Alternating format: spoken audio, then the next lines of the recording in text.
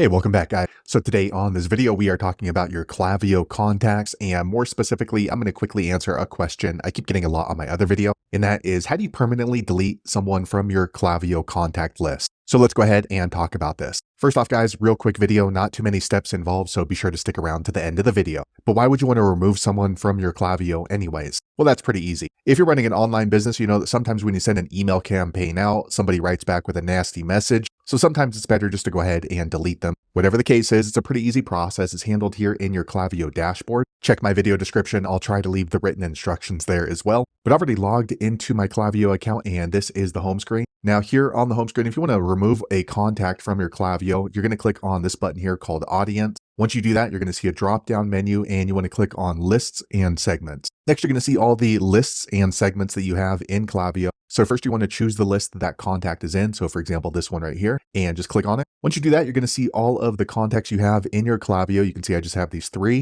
So you just want to scroll through until you find the person you would like to remove from your email contact list. So for example, this person right here, and you're going to see these 3 dots here to the right. Just click on that. Once you do that, you'll see this trash can and a red remove button. Go ahead and click on there. Next, you're going to see this pop-up warning you that you're about to remove that contact from your Klaviyo list. If you're okay with that, go ahead and click on remove. Okay, a quick second later, the page refreshes. Now you can see my contact has been removed from my Klaviyo list. So whenever I email this list right here, they're not going to receive anything unless I re-add them into the group. So there you have it, guys. If you're wondering how to delete or remove a contact in your Klaviyo list, that's the easiest way I know how to do it. If you know an easier way, be sure to leave a comment below. Let the rest of us know how you did it. Hopefully you found that video useful. If so, click thumbs up or maybe consider subscribing to my channel, and I hope to see you on the next video. Thanks again for watching.